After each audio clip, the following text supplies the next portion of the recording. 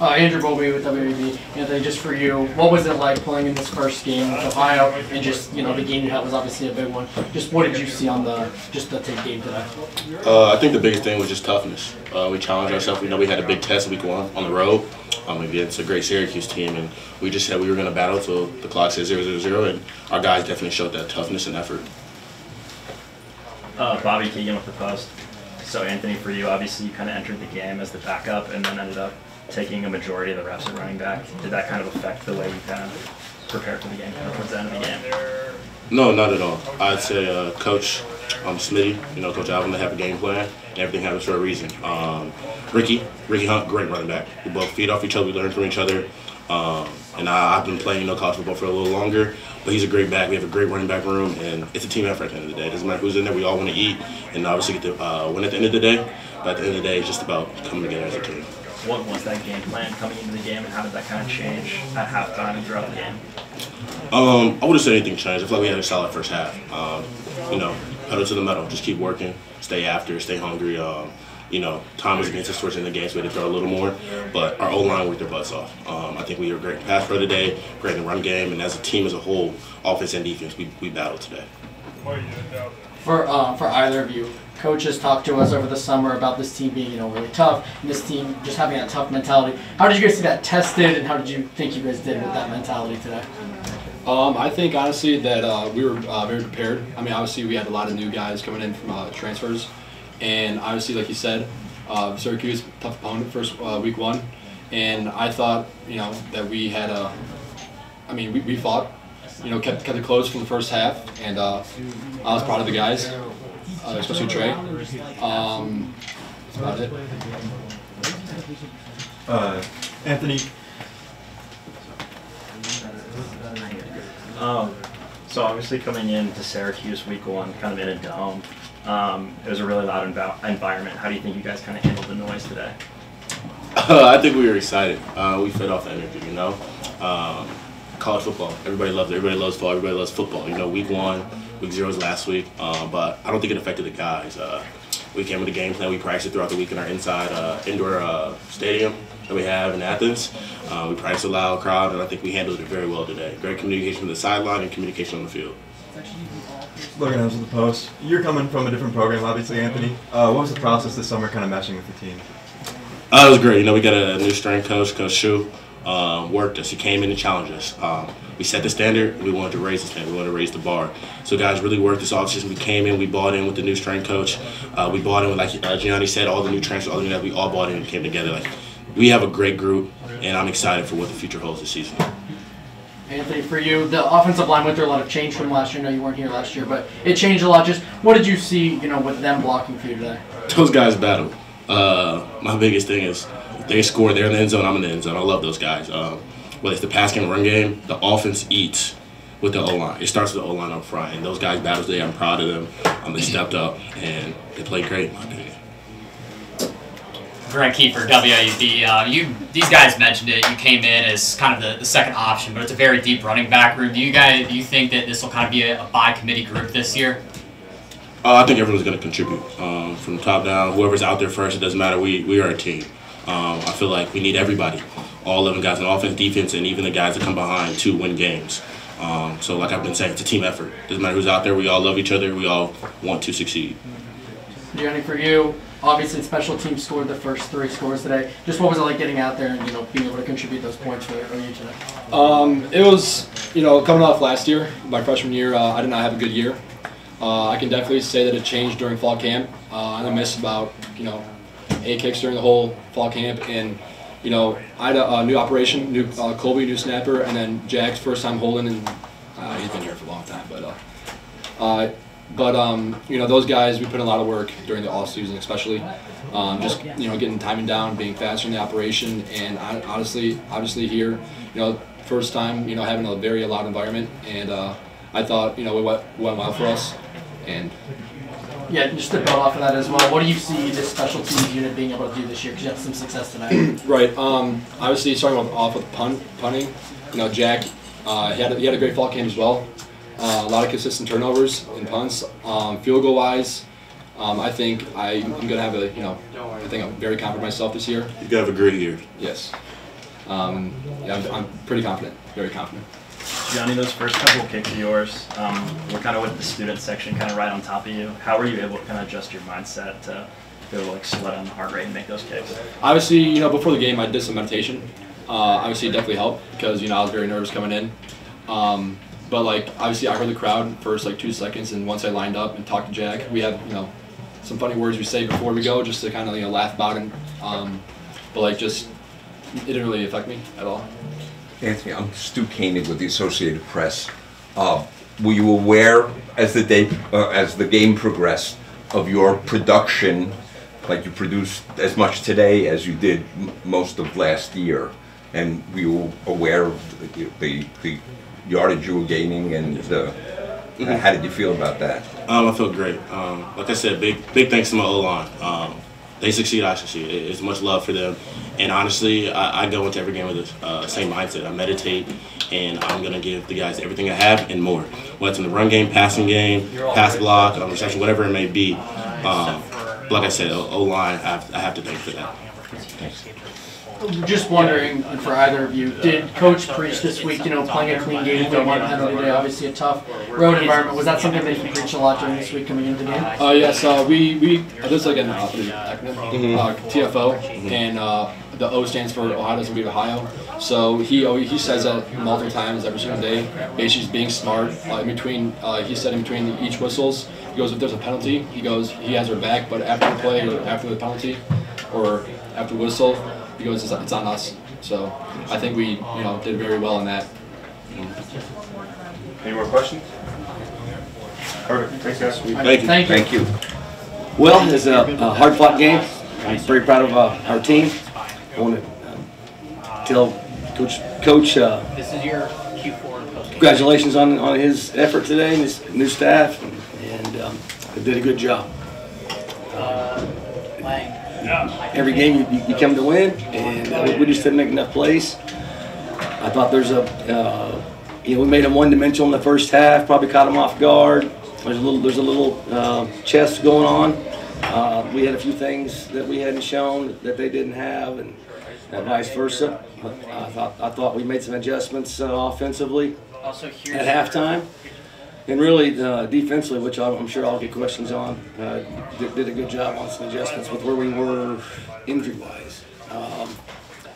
Our ability to, I think, offensively keep them off balance was beneficial. Again, the first half, they were one-dimensional. They did a good job with their adjustments and kind of had us off balance in the second half with their play calling. You know, you want to win every game. And it didn't go our way, but I told the team after the game that you know, the injury in the third quarter, I think we were scrambling the headphones what we were going to do, and I got a little discouraged, to be honest with you. But their play inspired me. You know, that's what I told them, and because they never quit. There's a lot of positives. We got to clean some things up, but. You know, I think we're going to be okay. This coaching staff's the sun's going to come up tomorrow, and we're going to get in there and get to work. So with that, I'll open up for questions. Andrew Bowman with WAB. You said on Monday that your team just needed to play again. You just need to get there, see where you're at. Where do you see your team at after game one? Our guys will hear this probably all week. Every football team's going to make their most improvement from the first to second game. So that's going to be our plan. Coming out of, you know, this is on me.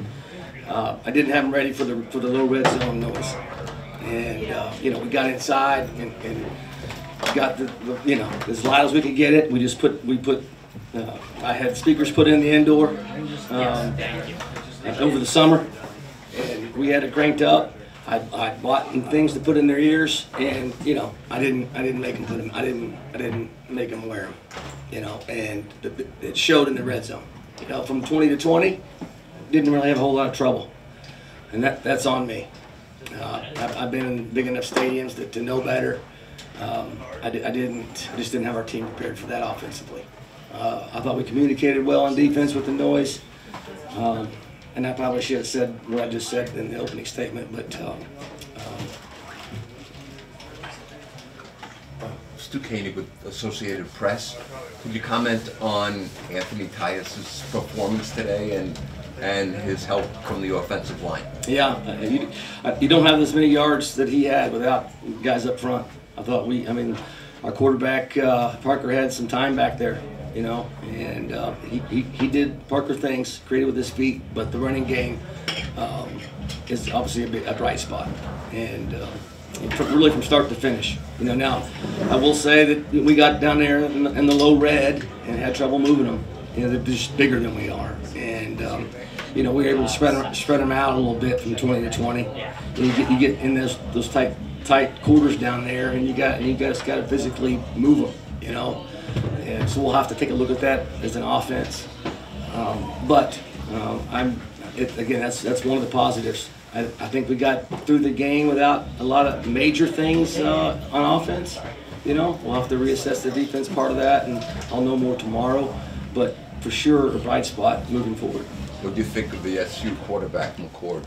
Yeah, I mean, he's obviously highly touted. You know, he's an all-conference performer. I thought he handled things well. He escaped a couple sacks, a couple times, made some plays with his arm. You know. Really headsy, and I never saw him really get rattled. He's been in a big atmosphere, handled it well. I thought we were buzzing him around a little bit, but he's got a good supporting cast, that tight end. Whew, you know, and he did a good job distributing the ball. Bobby Keegan with the Post. So, Coach, obviously you knew coming in that you were going to be facing an elite passing attack. Kind of what were your expectations for your secondary, and how does that match the reality of what happened? We returned a lot of veterans back there, and we're in some tight coverages. Those guys made some outstanding catches. I mean, a couple of those I just wow, you know. And so you can't say there's nothing blown. You know, they stretched us a couple times in some too high stuff, some verts that we can do better on. But in our man coverage, you know, we had guys on them. And Austin Brawley, I thought played a whale of a game. It's a catch bang down there in the third quarter. I think their second drive that, you know, I think you know, if it wasn't a Power 4 score, I think he makes a play on that, you know.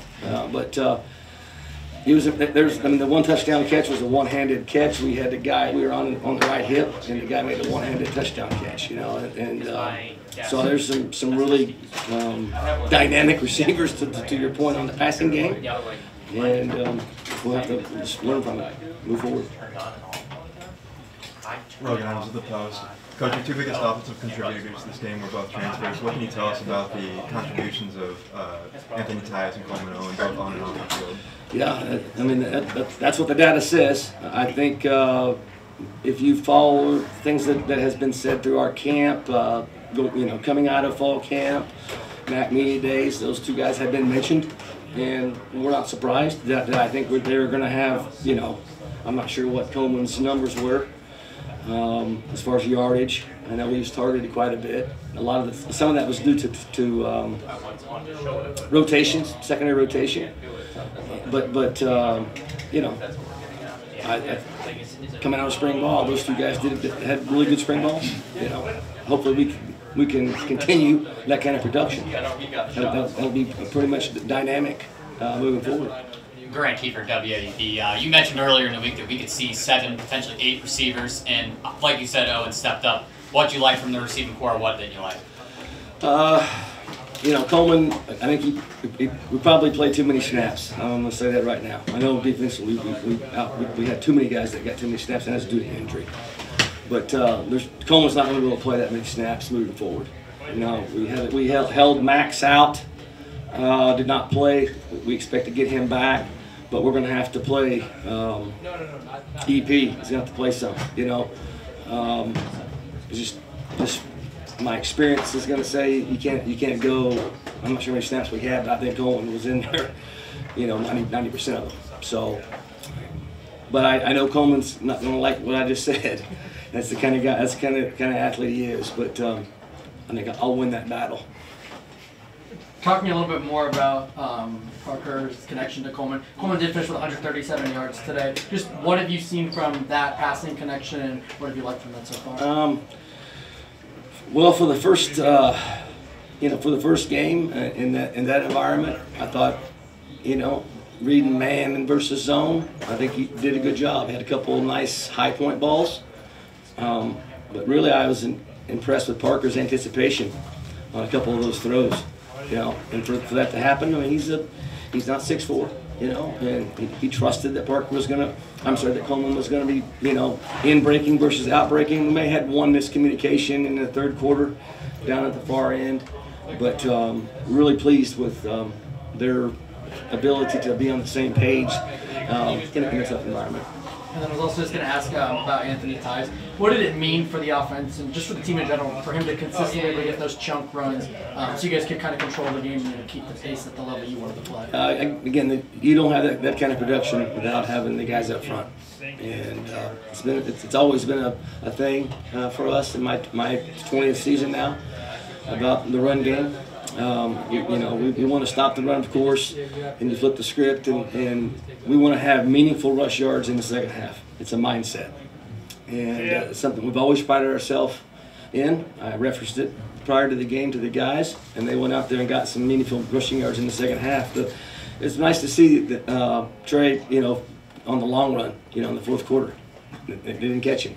He's blocked well. He cut inside the left tackle's block, and was able to get to the house. And that's going to be a great dimension moving forward.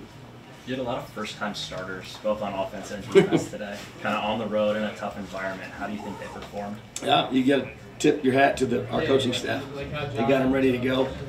I told the team that before we left the hotel, how proud I was of them, and to keep them playing hard. I mean, you ever heard a coach say that the team inspired him? I mean, I was truly inspired, and it's pretty cool, and the staff is going to come to work and.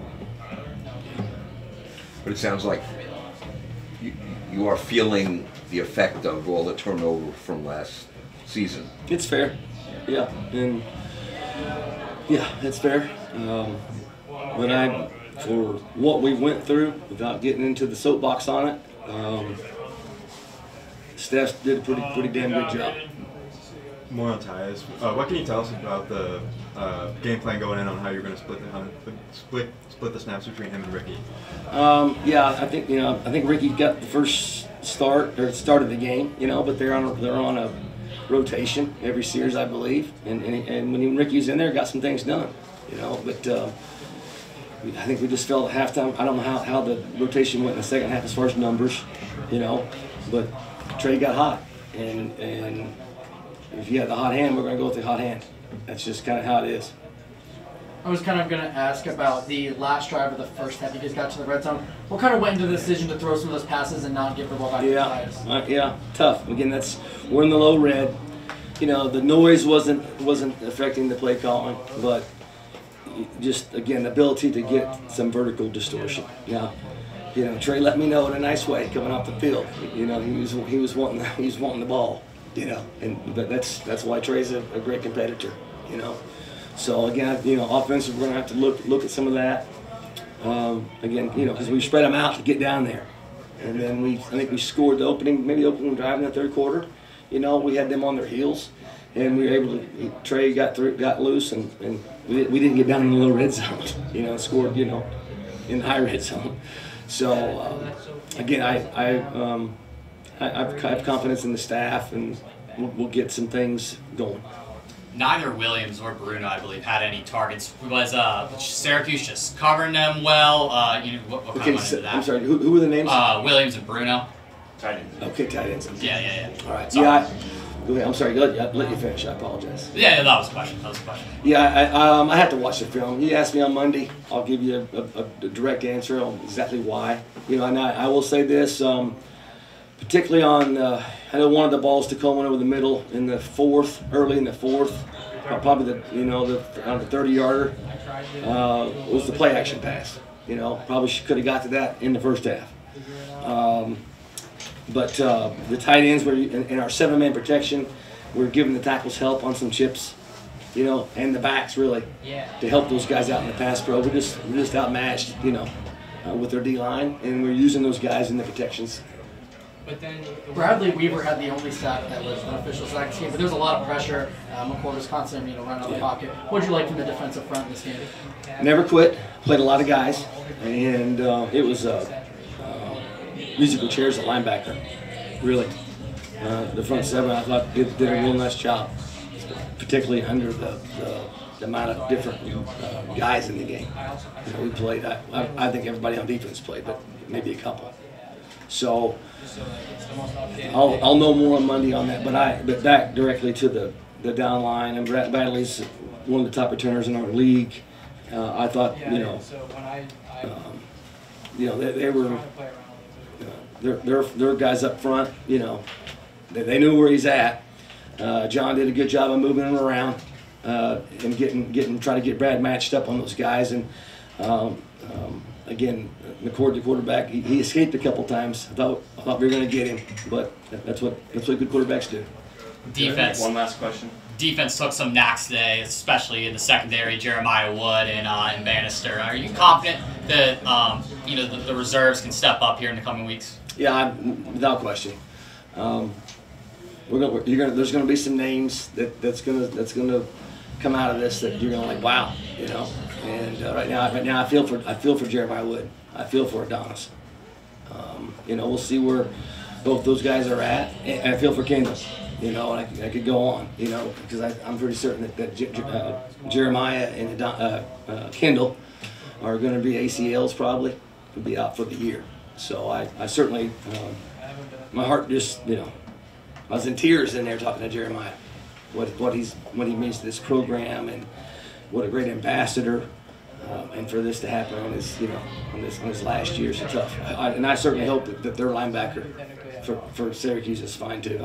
He is a great player now.